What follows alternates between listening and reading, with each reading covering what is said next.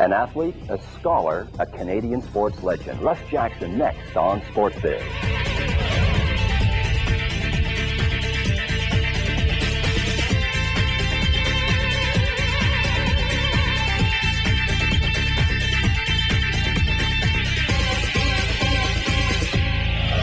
Hello and welcome to SportsBis. I'm Gareth Bond. Well, 3 Grey Cups and a stellar 12-year CFL career, all played with the same team, the Ottawa Roughriders. But that's not all. At the same time, he was teaching math to young Canadians and later became the principal at an innovative Mississauga high school. Now, to his friends, he was easy to get along with, a man of his word. To opponents on the gridiron, he was a competent leader, a fierce competitor, possibly the finest quarterback ever to play in the CFL, and a proud Canadian. Russ Jackson, welcome to SportsBis. Thanks, Gareth. It's kind of nice to be here. Of course, it's been a little while since you played, hasn't it?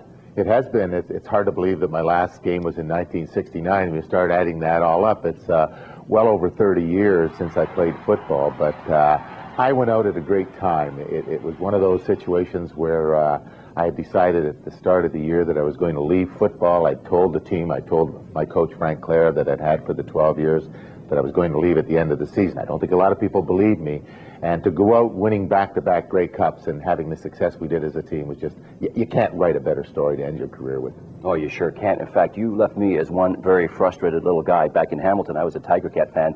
We didn't like you very much, Russ. But you know what? Things certainly have changed over the years. I mean, we get to know what great accomplishments you have. But back in Hamilton in those days, you know, there was always one team of boys playing that had Russ Jackson as the quarterback. Well, that's true, but it's funny you say that you didn't like me when I came to Hamilton. Well, being a Hamilton boy, naturally, I had brothers and sisters there, and it was always funny when I first started to come back, my sisters and my brother would say, well, we hope you play well, but we're kind of cheering for the Tiger Cats. So it took me a while to change their allegiances to the Ottawa football team. Of course, education was always really important to you, and I guess yes. when you signed with Ottawa, you had kind of a unique signing bonus, didn't you? Well, what's that all about? Yeah. Well, when I signed with Ottawa, I wanted to go into teaching, and the only teachers college in 1958-59, which was the year I had to go to teachers college, was in Toronto. So I made a deal with them. Yeah, I'd come up, but they had to provide me with an open-ended ticket on the old Trans-Canada Airlines that I could fly back and forth from Ottawa to Toronto to go to classes. So I'd dead-end back with the crew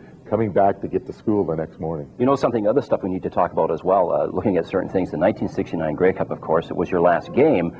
4 touchdown passes. What do you think in that game was the turning point of the game? I think the turning point in the game came, there were 2 of them really.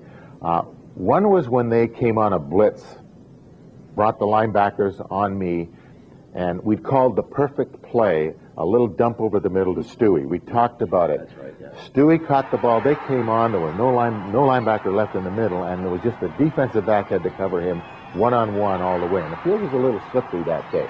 And I got the ball off just in time to Ronnie. He turned it upfield and went about 65, 70 yards for a touchdown.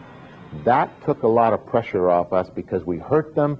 That's the old theory. If they want to do that and you can hurt them, then they might not do it quite as often. All right, we're just going to take a quick break. We've been talking about football with Russ Jackson, of course, the football player.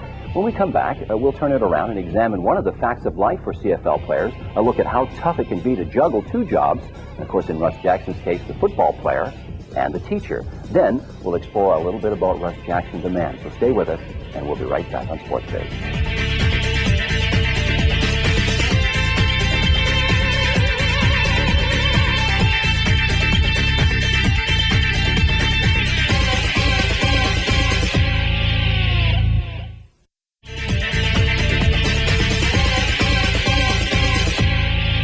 Welcome back. We're talking with CFL Hall of Fame quarterback Russ Jackson. And I guess since you're a Hall of Famer, we better talk about your induction. 1973, you're inducted into the Canadian Football Hall of Fame. Wow.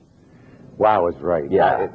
The biggest surprise when I left after 12 years in 69, you sort of have that hope that maybe you will get into the Hall of Fame that represents the sport that you played for so many years. But the wow really for me was there's a minimum number of years before you get in the Hall of Fame, and I went in. First year I had that opportunity too, that I could be selected, and when I was inducted in 73 it was kind of special. Of course, now your buddy Ronnie Stewart is there right beside you, and another guy you played against, Bernie Filoni. Right, Bernie Filoni, late Bernie Filoni, and it's always interesting. I watched him play. Like, sure, I was a Hamilton Tiger Cat fan. I mean, I played with Ottawa. You were a Tiger Cat fan. And I never told Bernie until sort of late, I guess, when he was really close to having the cancer problem, that he was my real idol. He was a quarterback that didn't have all the attributes of a quarterback. Like, he wasn't a pure thrower like a Sam Echeverry. He wasn't a good runner like Jackie Parker, but he got the job done. I watched him play my last few years. I was a McMaster, and I thought, this guy's something like me. Great history, of course. And you talk about Bernie Filoni. Here's another guy, of course, that had to, he realized that CFL players just couldn't play football.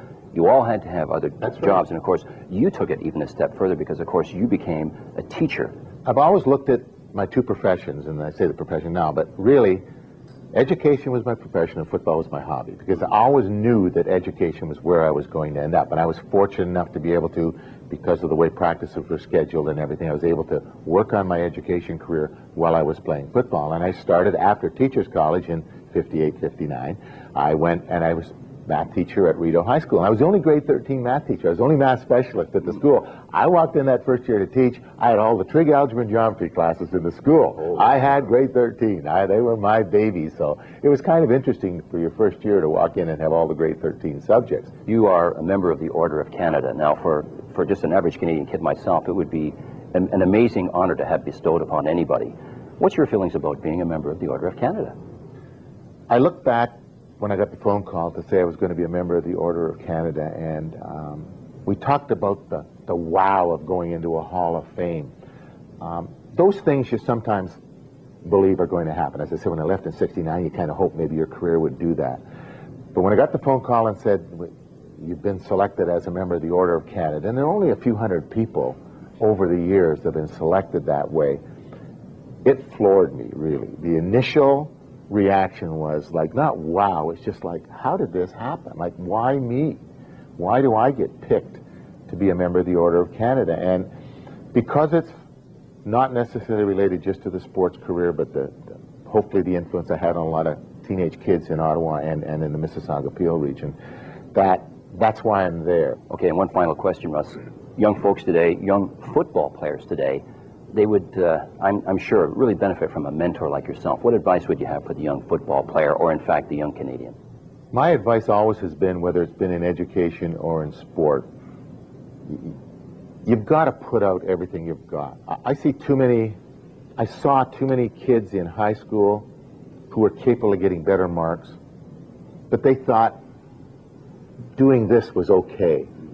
They didn't challenge themselves. They didn't want to do that, and they got good marks, and they went on and did well.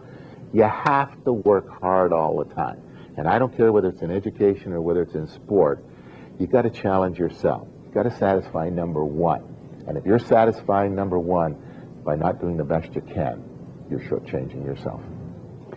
Thanks very much, Russ.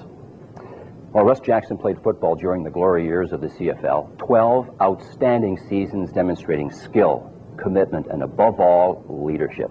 He's proven beyond a doubt that a Canadian can be a great quarterback in the CFL, but perhaps his greatest accomplishment is not his achievements on the football field. It might just be Russ Jackson, the man. I'm Gareth Bond. Thanks for watching, and see you next time on SportsBis.